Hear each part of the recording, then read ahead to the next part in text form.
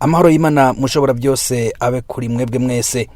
Iki ni kiganiro ikiyago c'inama nshingamateka mutegurirwa n'igisata kijejwe kumenyesha amakuru ibinyamakuru n'ubuvugizi mu biro vyanye n'iteka umukuru w'inama nshingamateka.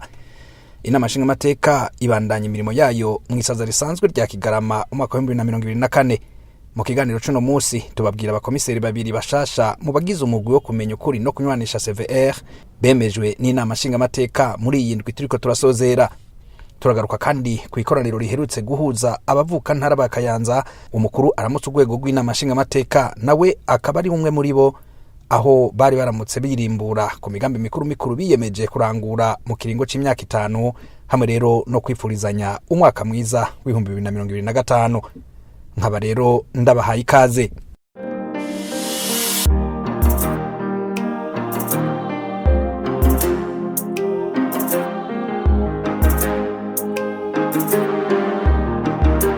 Kwigenekerezo rya 13 Ruhuma 2025 hari ku munsi wa 4 w'indwi dusozereye, inama nshingamateka yarakoranye ihagarariwe n'umukuru wayo nyeniteka Geraze Daniel Ndabirabe. Ku rutonde rw'ibikorwa nyamukuru by'uwo munsi harimwo itogwa ry'abakomiseri babiri mu bakomiseri bagize umugwi w'igihugu ujejwe kumenya ukuri no kunywanisha abarundi CVR. Amadosiye 26 niyo yakiriwe n'umugwi washizweho n'inama nshingamateka ngo ukora igikorwa cyo kwiga ibikenewe byose ngo haboneke abahiganirwa ibibanza bibiri by'abakomiseri bo mu bagize umugwi CVR byari bikenewe ko basubirizwa. Nkuko umushingamateka Gilbert Nduwayo yararongoye uwo mugwi yabishikirije mu cegeranyo cashikirijwe mu nama ya bose, amadosiye 17 gusa y'abahiganirwa ivyo bibanza niyo basanza kwija ibisabwa hisunzwe intambuko zitandatu zari zishingiye kwisuzuma nyezina. Hamaze kuba igosora no gufatira ku kugene bagiye barusharushanwa amanota, umugwi wasigaranye abantu 6 gusa ari nabo barushije abandi bose bariko barahiganwa. Kubera ko abo bakomiseri babiri bo muri CVR basubirizwa ari umuhutu n'umututsi, haciye hashikanwa imbere y'inama nshingamateka abakandida 3 b'abahutu, Mfunanzima Gerard, Ndikumana Vianney na Dr Arakaza Dionise, batogwamwo umuhutu umwe aba mu kibanza c'umukomiseri hamwe n'abandi bakandida 3 b'abatutsi, Musenyeri Kimararungu Aime Joseph, Maskini Godefroy na Kabura Leopold batora umututsi umwe muri bo aba mu kibanza c'umukomiseri wa CVR. Umukuru w'umugwi ahejeje gushikiriza icegeranyo ciharije uko wabigenjeje gushika usigarana abo 6 gusa, nyeniteka Geraze Daniel Ndabirabe yaciye atanga kanya k'iminota 5 kugira ngo umwe wese ashikirize ico yobazanye gishasha cotuma CVR igira umwimbu mwinshi kurusha no munsi. Mwaranditse musaba ko mwokwinjizwa mu murwi CVR maze mukaronswa kimwe mu bibanza bibiri by'abakomiseri bariko bararondeka abakomiseri bashasha, ariko bivuge ko habaye akagorane kandi si ubwa mbere kabaye. Rero ubwo mwashitse hano kuvuga ko mwateye intambwe, abashinga amateka barakeneye kubamenya cyane, turababona, ariko cyane nuko twokumva mwebwe ikibari ku mutima, ijambo ribari ku mutima ryoshobora gufasha umurwi CVR kugira ngo ingorane uzugira kugeza aho tuza duhindagura bamwe muri CVR ico mwumva mwoterera ku buryo ivyo bihe bitongera kubaho. Niki ica kabiri, mbega ico mwotera mwumva cyo ushobora gutuma none umwimbu wiyongera muri CVR cyo bariki. Ico ngomba gukora mu gihe mwonyizera nuko bwa mbere na mbere nzogendera ibanga, nkagendera indahiro, nkubahiriza inzego z'igihugu, nkanubahiriza inzego zirongoye umugwi CVR. Ikindi numva nokora nuko noba umuhanuzi mu mugwi CVR, hanyuma nkitabira ibikorwa by'umugwi CVR nkabikorana umurava mu ntumbero yo kumenya ukuri no kurekuriranira. ikindi numva noshira imbere nuko no kubahiriza indongozi z'igihugu, nkubahiriza kandi n'indongozi z'umugwi, akora nisunza amategeko y'igihugu. Nivyo numva noshira imbere kugira ngo umugwi nzoba nizewemwo nshobore kugira ico ndawumariye. Mfise ibintu bibiri bikuru nipfuza ko hamwe noterwa iteka yo kuja muri umugwi wa severe, numva noterera cane. Kimwe ni ikijanye no kuvura ibisebe. Umugwi wa severe hari ukuri umaze gushira habona, uko kuri gukwiye gukoreshwa iki cyane cyane mu gufasha abakomeretse bakomerekejwe n'ivyago igihugu cagiye kiracamwo. Ifuza ko iyo mekanisme ya accompagnement pastoral canke guérison de traumatisme yabahuye n'ivyago twishikira cyane kugira ngo ukuri kumenyekana, nikube ukuri kuza gutoneka abakora ibyaha, ahubwo kube ukuri kubakirwako kugira ngo iyo mitima y'abantu ikire, kuko n'ukuri biragoye ko abantu bosubira kunywana bagikomeretse. Nkagira nti rero ikizogiterera twoshikira ico gisata gose kugira ngo ukuri kumenyekanye gufashe abantu bakire ibisebe by'umutima. Icya kabiri nyeriteka abo bashinga amateka twofasha mbona harimo hagahaze nuko hari abantu bikumira mu bikorwa bya severe, nk'uko umenga ari severe izohava iboneka. Nkipfuza ko twoterera gose mu guhimiriza abantu bo mu matandanse yose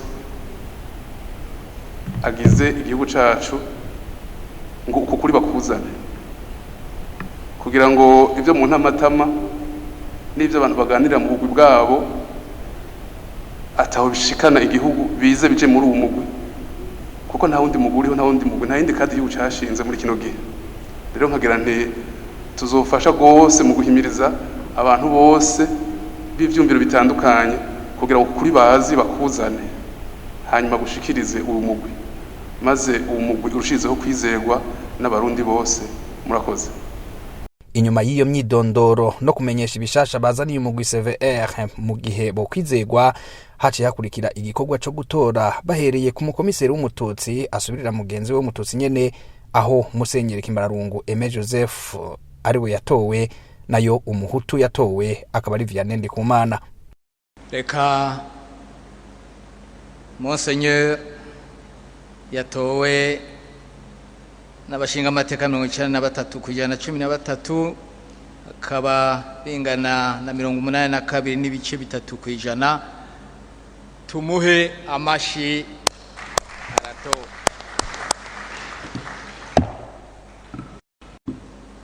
Reka n'uyu Ndikumana Vianney yemejwe n'abashinga amateka 84 kujana 13, akaba yaronse 78 n'ibice 3 kwijana. Reka nawe tumuha amashi ararutsinze.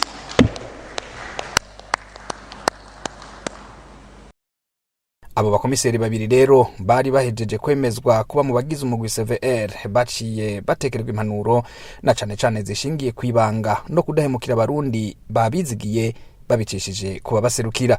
Gutorwa ni kimwe, kwemezwa ni kimwe n'amashinga amateka, ariko nkuko namwe mwabitwemereye ubu tugiye kuraba namwe icyo mugiye gutunga, icyo mugiye gukora kugira ngo umwimbu twavuze muri CV uze wiyongere koko. Hariho ikintu novuga, muzogwanya ikintu cyitwa indiscipline, muzogwanya ikintu cyitwa indiscipline, muhagararire ibanga, muhagararire indahiro, irya ndahiro irimo byose, muhagarare indahiro kandi muyigendere. Umukuru w'inama nshingamateka yaribukije abo bemejwe ko ahari abantu hatabura urunturuntu, acagira ko abatekerera ico yise kirazira itegerezwa kuba ku mugwi CVR kuko ari umutima w'igihugu. Kuja gukora muri CVR ntabwo ari igikorwa nk'ikindi, ahanini si igikorwa intellectuel, ahanini ni ugukunda igihugu, ahanini ni ukwitangira igihugu. Uriya narindiriye karavuga ati iki gikorwa kiragoye mugabo ndemeye kuzocitangira nashaka mfe. Nta wabivuze, nico nyamukuru, nico gikomeye, ukamenya ko aho abandi batari uhababera, ukitangira abandi kugira ngo mushigikirane, mukirinda kuza kuvugana nabi hanze, gucira abandi, nimbava ngo gucira abantu kuzimu, ibintu by'ukuzungurukana bikirindwa. Ikintu cyo kugurisha CV abantu bakirinda, umutima cyangwa agatima kugushaka kugurisha CV abantu bakakirinda cyane. Ko kugurisha CV ni ukugurisha igihugu, kugurisha CV ni ukugurisha igihugu. Camwibaza abarundi miliyoni uko zingana, CV mwebwe muri bashasha, CV ni umutima w'igihugu, CV ni n'igikoresho cy'igihugu cy'u Burundi. CV kirazira ko umuntu atazwi yinjizwa muri CV, kuko CV ni umutima w'igihugu, umutima w'abarundi. CV ni y'abarundi, si y'abanyamahanga, ni y'abarundi, si y'abanyamahanga. Kuko harabibaza bati reka tugende dufata amabanga muri CV tuza kugurisha, ukaza wumva amabanga ariko araduma hanze. CV irafise igihe, ibi ndabivuze kugira ngo mugende mubizi, irafise igihe izugurura imiryango kugira ngo abashaka kumenya ibyo muri CV babimenye, binjiremo babimenye. Icyo gihe kizomenyeshwa. Mugabo ubu CV ni CV y'u Burundi gusa. Icyo twabamenyesha mwebwe bashasha nuko kugeza kuri no saha nta bantu bashaka gukurikira gushigikira CV, nta bantu bashaka, nta n'ibihugu, nta bantu bashaka kugira ngo bafaye CV. Niyo mpamvu tuvuga tuti none abo bandi bantu bashaka kuyinjiramwo ata kintu bariko baratereramwo, mugabo kaza gusumamwo urusaku gusa, batazwi n'igihe binjira. Abo bantu muravyirinda, nukuri muravyirinda, mucungira igihugu. CV abantu no gukorana nk'abarundi bafatanye mu nda, mugabo ntibyumvikana ko hari abo vyoshika ku nyungu izi canke ziriya bagashaka kugurisha CV ku banyamahanga. Ico kintu muracitwararika ko kirazira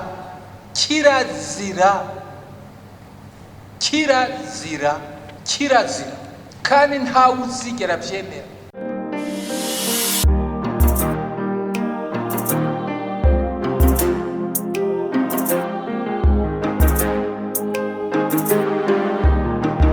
Imvukira z'intara ya Kayanza zarahuriye hamwe kwigenekezo rya 8 Ruhuhuma umwaka wa 2025 hari ku munsi wa gatandatu kugira ngo birimbure ku migambi mikuru ibiyemeje kurangura mu kiringo c'imyaka 5 hamwe rero no kwipfurizanya umwaka mwiza wa 2025. Nyeniteka Geraze Daniel Ndabirabe arongoye inama nshingamateka n'umwe mu mvukira z'iyo ntara, nawe akaba yari yifadikanije n'abandi muri iryo koraniro ryabereye mu gisagara ca Kayanza. Barabiye hamwe icegeranyo c'ibimaze gushikwa ko mu iterambere ry'intara mu kiringo cyo kuva ku igenekerezo rya mbere mu kakaro 2020 gushika ku rya 31 Kigarama 2024 twaraye turangije no kuvuga igihe kigera hafi imyaka 4 n'igice. ico cegeranyo rero cashikirijwe n'umukuru w'umugwi washinzwe ico gikorwa carerekanye ibitari bike vyaranguwe kandi vyose vyagenze neza mu bisata nka vyose cane cane uburimyi n'ubworozi byo indongozi zashize imbere nk'ishingiro ry'iterambere ry'igihugu. Ivyo rero byarashimishije abanyakayanza bakaba babikesha urunani mu gukorera hamwe kugira ngo ntihagire usigara inyuma y'abandi. Nivyo ntawo bideha mwadushikirije byaranguwe kandi twarabibona ukuri kugaragara ese rero nishegeranyo mwatanze cerekana ibyaranguwe mu bisata byose. Hano menyesha abanyakayanza ko ivyo batweretse ni nk'icya gatatu kuko mu bisata byose byo baranguye bahicegeranyo bakoze gushika mu kwezi kwa 12 ku mwaka urangiye ni byinshi cyane. Fasha kano kanya kugira mbanze nkeza abanyakayanza kuko ibi byose byashobotse kubera bari hamwe bagize urunani rw'intamenwa ari navyo twifuza ko byo kuma bibaranga no mu gihe cyo kwinjira mu ntara yagutse Butanyerera. Abanyakayanza ico twabonye kidasanzwe ibikorwa barabikunda kandi bakabikora cyane. Bavuze muri raporo batanze kungene ubatse irya People House ko batoze ijana amajana 200 cyangwa 1000 atamuntu yavunitse. Ivyo nivyo kuko uwo buramatari Koneci cyayo yasubiye mu ngata yari yatanguye ibikorwa kandi yari ko bigenda neza. Mu nyuma niho bashiramo izindi ngufu zidasanzwe kugira igikorwa batanguye kirangira. Cyo genda byibuka ko uyu arongo intara ya Butanyerera umugabo CNDD-FDD naje shimira gose kuko byukuri hari ibikorwa uri kuraraba. Iyo twavuga ngo mu ntwaro ngo ni mugire mobilisation mwenyene byari kugorana kuko umugambwe nawe nyine bariteho cyane bagira mobilisation na cyane ko byari ibikorwa bidasanzwe byo kubaka building administrative mugabo bari bahejeje kubaka permanence umugambwe CNDD-FDD. Gituma ndabigarutse ko nuko abatari bake baravyibuka dushira ibuye rya mbere kubaka permanence CNDD-FDD kuri konti umugambwe nta miliyoni 5 zari. Abantu baritwengera ati abantu bazobishobora zobivamo. Ni ya building People House shinga amateka Anise Ndayizeye atanguza ibikorwa n'amahera menshi yarafise nawe nyene. Byumvikana ko ibikorwa byose vyakozwe n'urunani rw'abanyakayanza kandi by'ukuri nkuko nkunda kwivugaho nshiye mwe wese no kuraba icajanye mu ntara yagutse mu komine yagutse ujanye yiki ujanye yo ukerebutsi ujanye iterambere ibintu nk'ivyo. Ubwabo rero abanyakayanza bakibaza uko bizogenda mu ntara yagutse Butanyerera maze bakifuza ko bitogarukiraho ahubwo bobandanya kuba karorero. Aha mbere bagakeza abajejwe intwaro ko bakorana neza. Ikindi gishimwa n'imvukira nuko mu gisata c'ubutungane ku rwego rw'intara ya Kayanza bariko barakosora amakosa yose yoba yarabaye mbere bagatera intege abari ku kivi basaba ko bobandanirizaho maze ukaba umushinga ukomeye wubakirwako kuko mu gihugu kitagira justice sociale ubutungane mu kibano aho abantu barenganywa usanga ngo bigoye ko gishika ku iterambere rikwiriye. Afashe ijambo nyeniteka Geraze Daniel Ndabirabe umukuru w'inama nshingamateka yahereye ku ihumure afatiye ku mutekano muke wibonekeza ku mugabane w'isi no mu karere Uburundi buherereyemwo. Akagira ati abarundi bazohagarara kuko bamaze gukomera bivanye n'ibibazo igihugu cagiye gicamwo. Ndabahumurize n'icyo humure cyane cyane ashaka nk'abarundi abantu ntibicaye. Igihugu cy'u Burundi kirimo abagabo.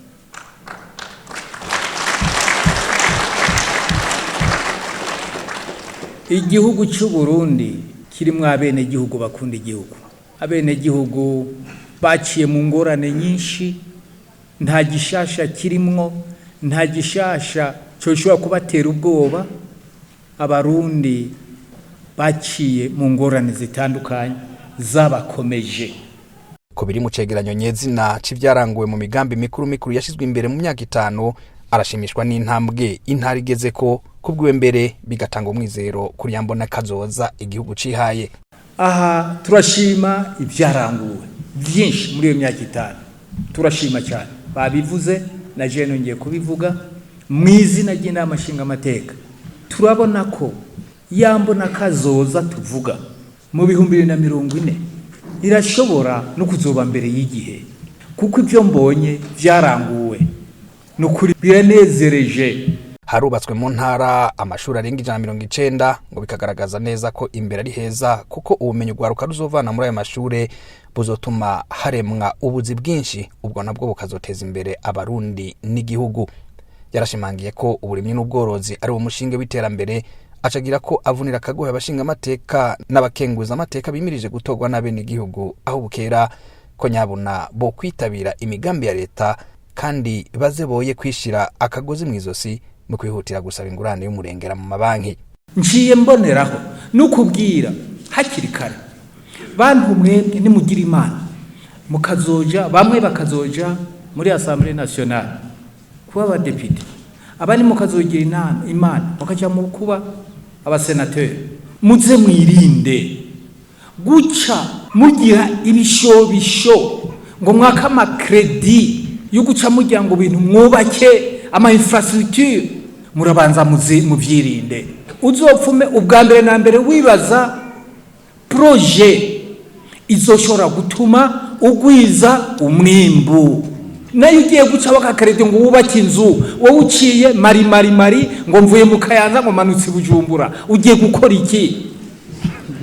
Ngo umuryango nyose no usiga mu Kayanza, ngo reka ndawumanuka nahe ibujumbura ni wanyu.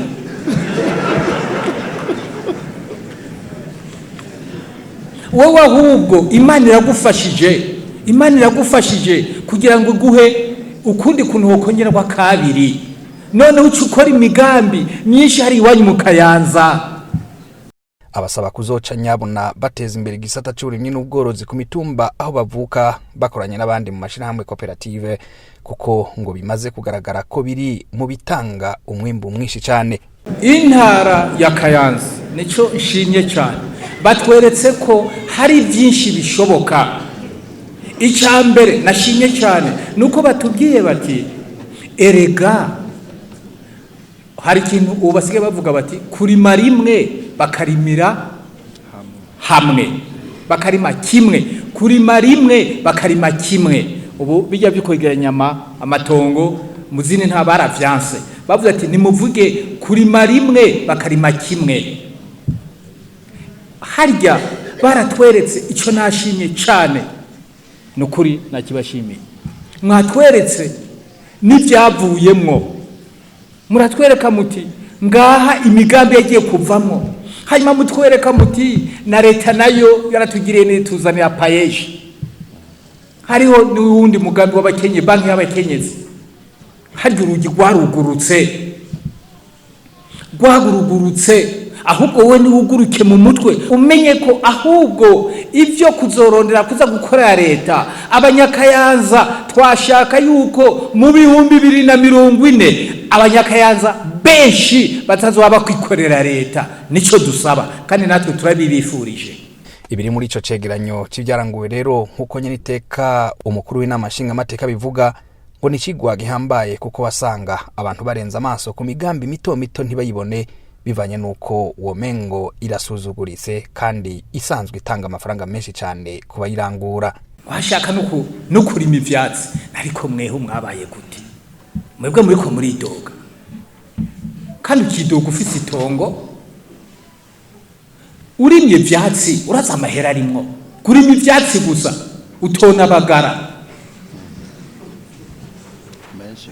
muzi ivyatsi kutona bagara. Jenza mona abantu ku mabarabara bikoreye imiganda y'ivyatsi, c'est de l'argent. Ibujumbura barahakiriye ivyatsi nta investissement yashizemo, yagiye gusa guhurura ivyatsi acagura ibaskeri rishaje nta nikori batanga. Mugabo mwebwe murakunda gutembera ariko muraraba ntimubona. Ku rundi ruhande naho iyo migambi mikuru ngo niwo mutahe wa Kayanza mu ntara ya Butanyerera, hamwe rero ngo n'utundi turere tuzoba tugize intara yagutse Butanyerera twoza n'imigambi yatwo yo mu kiringo c'imyaka 5, nta nkeka ko Uburundi bwoba igihugu cifashe imbere y'umwaka wa 2040 bwafatiye ko muri yambo na kazoza.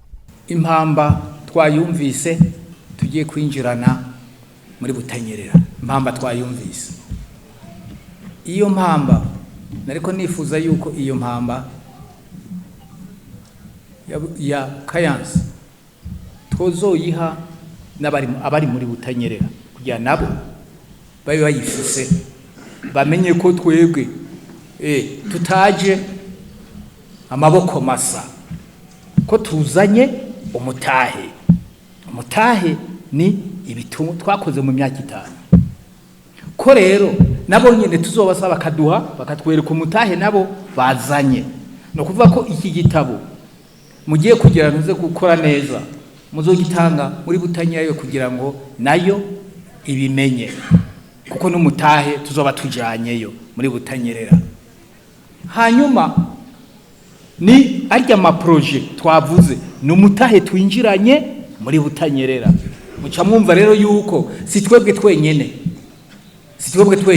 kuko ayo ma projet tuzoba twinjiranyeyo na ma projet tuzosaba ko abo muri Butanyerera nabo bazo bafise iyindi migambi bazotwereka, ku buryo iyo migambi ko ariyo tuzoba tugira imigambi ya Butanyerera mu 2025.